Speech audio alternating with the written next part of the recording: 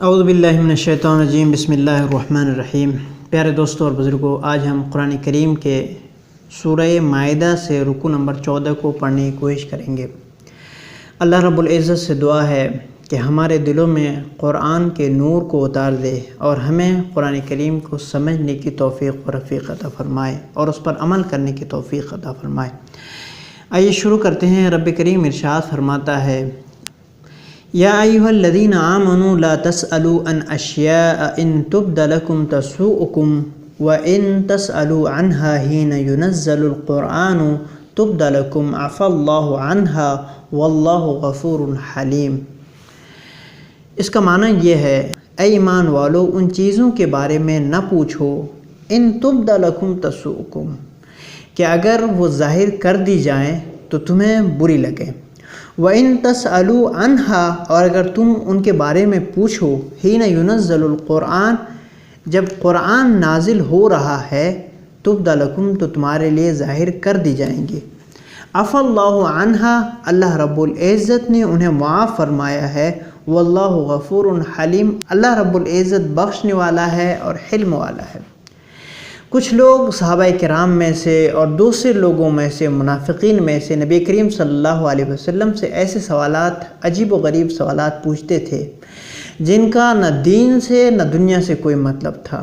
اس لیے اللہ کے حبیب صلی اللہ علیہ وسلم کے ذریعے لوگوں کو منع کر دیا گیا کہ اے لوگوں، ایسا سوال نہ کرو کہ اگر وہ تمہارے لیے ظاہر کر دیا جائے تو تمہیں بری لگے۔ مثال کے طور پر، جب حج کا حکم نازل ہوا تھا تو ایک شخص نے عرض کیا، یا رسول اللہ صلی اللہ علیہ وسلم، کیا ہم پر ہر سال حج فرض ہے؟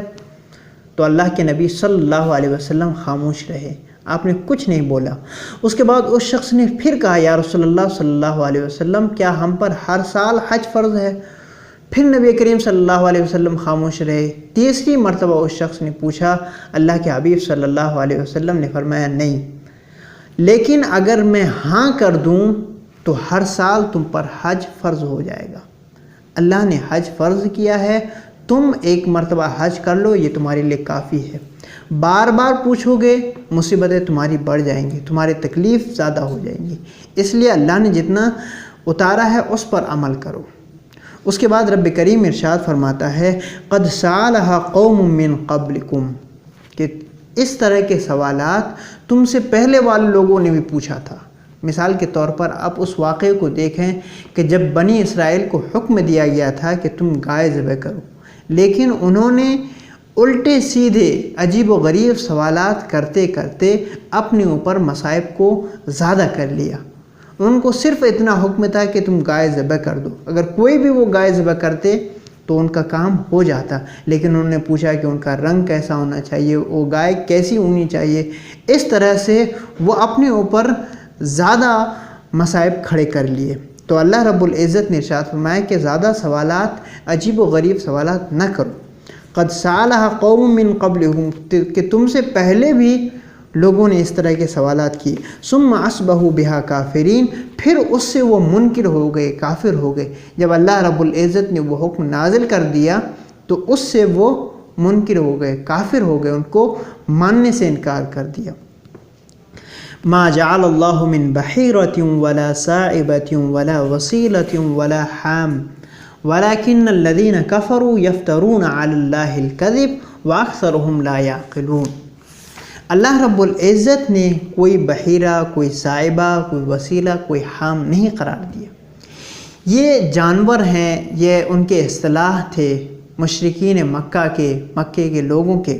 وہ جانوروں کو الگ الگ طریقوں سے اپنے اوپر حرام کر لیا کرتے تھے، حالانکہ اللہ رب العزت نے ایسا کوئی جانور نہیں ہے کہ جن کو حرام کیا ہے اس طرح سے۔ وہ کیا ہوتا تھا؟ مثال کے طور پر ایک لفظ ہے یہاں پہ بحیرہ۔ بحیرہ کا مطلب یہ ہے کہ کسی جانور کو، جب وہ کوئی جانور یا اونٹنی جب وہ 5 بچہ جن دے اور 5واں بچہ نر ہو تو اس کے کان کو وہ چھید دیتے تھے، اس میں چیر دیتے تھے۔ اس کے بعد کہتے تھے کہ یہ بحیرہ ہے، نہ اس کا ہم گوشت کھا سکتے ہیں، نہ اس پر ہم سواری کر سکتے ہیں، اس سے ہم کوئی فائدہ نہیں اٹھا سکتے ہیں۔ اس کے بعد اس کو وہ چھوڑ دیتے تھے۔ اسی طرح ایک لفظ ہے سائبہ۔ سائبہ کا معنی ہے کہ جب کوئی شخص کسی مصیبت میں پھنس جاتا، کسی بیماری میں پھنس جاتا، کہیں سفر پہ جاتا، تو وہ کہہ دیتے کہ یہ جانور سائبہ ہے۔ اس طرح سے پھر اس کو بھی وہ اپنے اوپر اس جانور کو حرام کر لیتے، حالانکہ اللہ رب العزت نے کسی جانور کو حرام نہیں کیا ہے۔ اور ایسے ہی ایک وسیلہ ہے، مثال کے طور پر کوئی بکری 2 بچہ جنے، ایک نر ہو اور دوسرا مادہ ہو، تو وہ نر کو کہتے تھے کہ یہ اپنے مادے سے واصل ہو گیا، اس طرح سے وہ نر کو اپنے اوپر حرام کر لیا کرتے تھے حالانکہ اللہ رب العزت نے حرام نہیں کیا ہے۔ ولا حامن، اور نہ ہی کسی جانور کو حام قرار دیا ہے۔ حام سے مراد وہ اونٹ کہ جس کے جفتی کرنے سے اونٹنی 10 بچے جن دے، پھر اس کے بعد اس اونٹ کو وہ لوگ اپنے اوپر حرام کر لیتے تھے، پھر اس سے وہ کھاتے نہیں تھے۔ وَلَكِنَّ الَّذِينَ كَفَرُوا يَفْتَرُونَ عَلَى اللَّهِ الْكَذِبَ، لیکن جنہوں نے کفر کیا وہ اللہ پر جھوٹی قسم، جھوٹی تہمت باندھتے ہیں۔ وَأَكْثَرُهُمْ لَا يَعْقِلُونَ، اور ان میں سے اکثر لوگ عقل نہیں رکھتے ہیں۔ اکثر لوگ ناعقلاں ہیں، وہ الگ الگ طریقے سے، عجیب و غریب طریقے سے جانوروں کو اپنے اوپر حرام کرتے ہیں، تو یہ ناعقلی کی بات ہے۔ وَإِذَا قِيلَ لَهُمْ تَعَالَوْا إِلَى مَا أَنزَلَ اللَّهُ وَإِلَى الرَّسُولِ قَالُوا حَسْبُنَا مَا وَجَدْنَا عَلَيْهِ آبَاءَنَا، جب ان سے کہا جاتا تھا کہ آؤ اس کے طرف جو اللہ نے نازل کیا ہے، وَإِلَى الرَّسُولِ، اور رسول کے طرف آؤ کہ رسول جو بتاتے ہیں وہ حق ہے، وہ سچ ہے، وہ کہتے تھے قَالُوا حَسْبُنَا مَا وَجَدْنَا عَلَيْهِ آبَاءَنَا، وہ کہتے تھے کہ ہمارے لیے کافی ہے جس پر ہم نے اپنے آباء و اجداد کو پایا، یعنی جس طرح سے اپنے آباء و اجداد کو پائے تھے، جس رسم اور رواج کو وہ اپنے آباء و اجداد کو پائے تھے، وہ کہتے تھے ہمارے لیے یہی کافی ہے۔ رب فرماتا ہے اَوَلَوْ كَانَ آبَاؤُهُمْ لَا يَعْلَمُونَ شَيْئًا، اگرچہ ان کے ماں باپ، اگرچہ اس کے آباء و اجداد کچھ نہ جانتے ہوں، جاہل ہو، نرے جاہل ہوں، ولا یہتدون، اور نہ وہ ہدایت پر ہوں، نہ ہدایت پر ہوں، نہ علم والے ہوں، پھر بھی وہ اپنے ماں باپ کے، اپنے آباء و اجداد کے رسم اور رواج کو برقرار رکھنے پہ وہ ڈٹے ہوئے تھے، اٹل تھے، تو اللہ رب العزت نے انہیں منع فرمایا ہے۔ آج بھی اگر کسی معاشرے میں، کسی سوسائٹی میں ایسا شخص ملتا ہے، ایسا شخص پایا جاتا ہے کہ اپنے آباء و اجداد کے غلط رسم و رواج کو فروغ دینے کے چکر میں ہے، تو اس آیت کے روح سے اس کو چاہیے کہ اللہ کے طرف لوٹے، رسول اللہ صلی اللہ علیہ وسلم کی طرف لوٹے اور غلط رسم و رواج کو فروغ نہ دے۔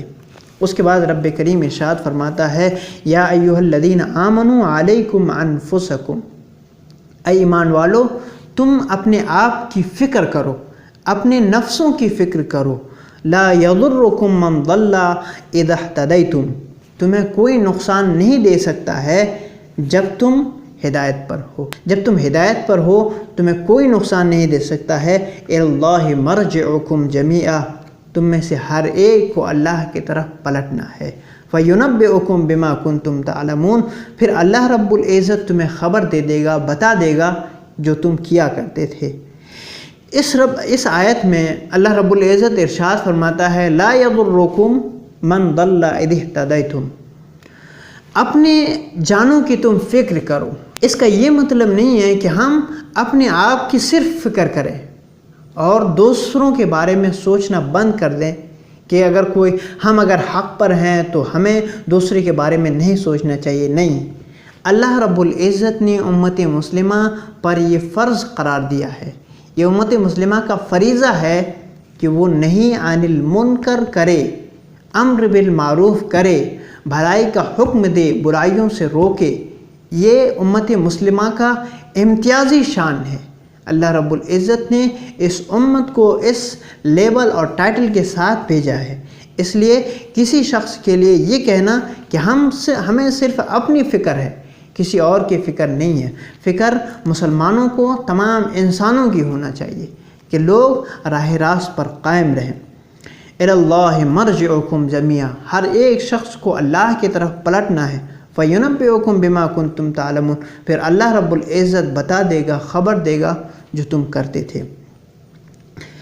یا ایھا الذین آمنوا شہادۃ بینکم اذا حضر احدکم الموت حین الوصیۃ اثنان ذوا عدل منکم۔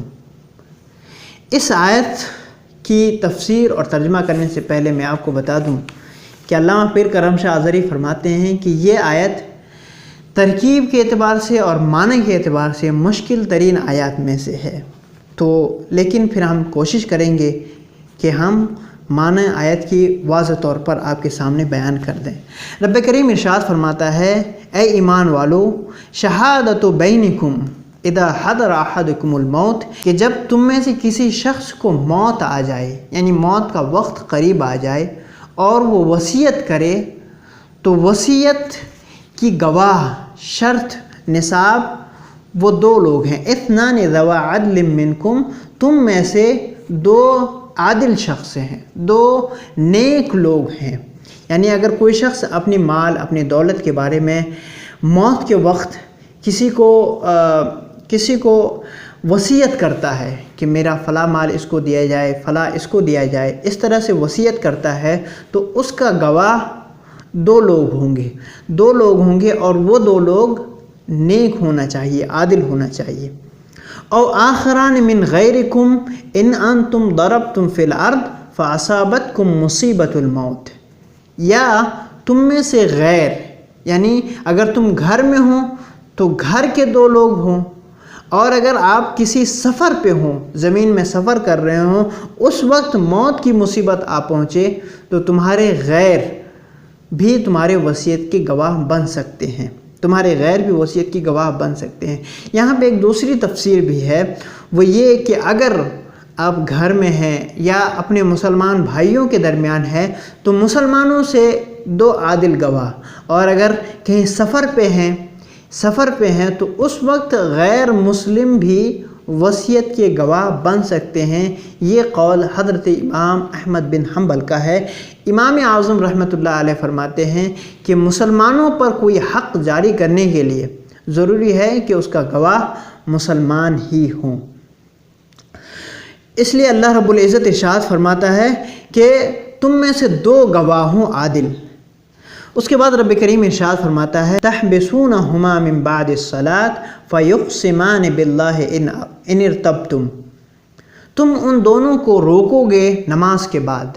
یعنی اگر گھر کا کوئی شخص ہے اور وہ عادل ہے تو اس پر روکنے کی کوئی ضرورت نہیں ہے، لیکن اگر ہم گواہ کسی باہر کے شخص کو بناتے ہیں، باہر کے دو شخص کو بناتے ہیں اور ان کے بارے میں ہمیں شک ہے انہوں نے میت کی وصیت کو صحیح طور سے پیش کیا کہ نہیں، ہمیں اگر شک ہے تو انہیں نماز کے بعد روک لیں، پھر انہیں قسم دیں، فیقسمان باللہ، وہ اللہ کی قسم کھائیں، لا نشتری، بیچ میں ہے ان ارتبتم، اگر تمہیں شک ہو، اور اگر تمہیں شک نہ ہو بلکہ یہ یقین ہو کہ جیسا میت نے کہا ہے ویسے یہ پہنچا رہے ہیں، تو تمہیں بیٹھانے کی ضرورت نہیں ہے، انہیں روکنے کی ضرورت نہیں ہے۔ لیکن اگر شک ہو فیقسمان باللہ، تو اللہ کی قسم دی جائے گی، وہ قسم لا نشتری بہ ثمنا قلیلا، کہ ہم نہ خریدیں گے اس قسم کے عوض کوئی مال، یعنی قسم کھائیں کہ ہم اس مال سے کوئی عوض نہیں خریدیں گے، ولو کان ذا قربا، اور اگرچہ کوئی قریبی رشتہ دار ہو تو بھی ہم اس کی رعایت نہیں کریں گے، بلکہ میت نے جس طرح کہا ہے ہم ویسے ہی پیش کریں گے۔ ولا نکتم شہادۃ اللہ، اور ہم اللہ کی گواہی کو چھپائیں گے نہیں۔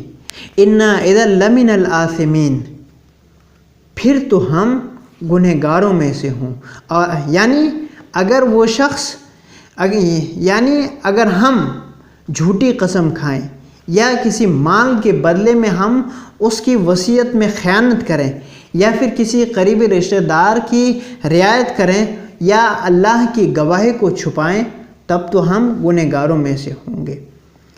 فَإِنْ عُثِرَ عَلَىٰ أَنَّهُمَا اسْتَحَقَّا إِثْمًا، پھر اگر معلوم ہو جائے، پتہ چل جائے کہ ان دونوں نے کسی گناہ کا ارتکاب کیا ہے، ان دو گواہوں نے گناہ کمایا ہے، انہوں نے جھوٹ بولا ہے، جھوٹی قسم کھائی ہے، فآخران یقومان مقامہما من الذین استحق علیہم الاولیان، پھر تو ان کی مقام پر دو لوگ کھڑے ہوں گے ان کی جانب سے جن کا حق ضائع ہوا، جن کا حق پہلے گواہوں کے ذریعے سے ضائع ہو گیا، ان کے ذریعے سے اب دو گواہ کھڑے ہوں گے۔ فیقسمان باللہ، پھر وہ اللہ کی قسم کھائیں گے، لشہادتنا احق من شہادتہما، وہ یہ گواہی دیں گے کہ ہماری گواہی زیادہ صحیح ہے، زیادہ برحق ہے ان کی گواہی سے، ان کی گواہی سے ہماری گواہی زیادہ برحق ہے۔ وما اعتدینا، اور ہم نے ظلم نہیں کیا، ہم نے حد سے تجاوز نہیں کیا۔ انا اذا لمن الظالمین، اور اگر ہم تجاوز کریں، اگر ہم جھوٹ بولیں، انا اذا لمن الظالمین، تب تو ہم ظلم کرنے والوں میں سے ہوں گے، ظلم کرنے والوں میں سے ہوں گے۔ ذالک ادنی ان یأتوا بالشہادۃ علی وجہہا، یہ بہتر ہے، یہ قریب تر ہے کہ گواہی لائی جائے جیسے کہ اس کا حق ہے، جیسا طریقہ ہے۔ او یخافوا ان ترد ایمان بعد ایمانہم، یا پھر وہ خوف کریں، ڈریں کہ ان کے قسمیں ختم کر دی جائیں گی، رد کر دی جائیں گی، بعد ایمانہم، ان کے قسموں کے بعد۔ یعنی پہلے شخص اگر گواہی جھوٹی طریقے سے گواہ دیں گے تو دوسرے لوگ ان کی جگہ پہ کھڑے ہو جائیں گے اور وہ گواہی دیں گے تو پہلے لوگوں کی گواہی ختم ہو جائے گی۔ واتقوا اللہ، اللہ سے ڈرتے رہو، واسمعوا، اور اللہ کا حکم سنو، واللہ لا یہدی القوم الفاسقین، اور اللہ رب العزت فاسق قوم کو ہدایت نہیں دیتا ہے، فاسق قوم کو ہدایت نہیں دیتا ہے۔ اس لیے لوگوں کو چاہیے کہ اللہ رب العزت نے جیسا حکم دیا ہے ویسے ہی عمل کریں تاکہ دنیا میں بھی کامیاب ہو اور آخرت میں بھی کامیاب ہو۔ اللہ رب العزت ہمیں قرآن کریم پر عمل کرنے کی توفیق و رفیق عطا فرمائے۔ اگر آپ اس چینل پر نئے ہیں تو چینل کو ضرور سبسکرائب کریں۔ اللہ رب العزت ہمیں قرآن کریم پر عمل کرنے کی توفیق عطا فرمائے۔ آمین۔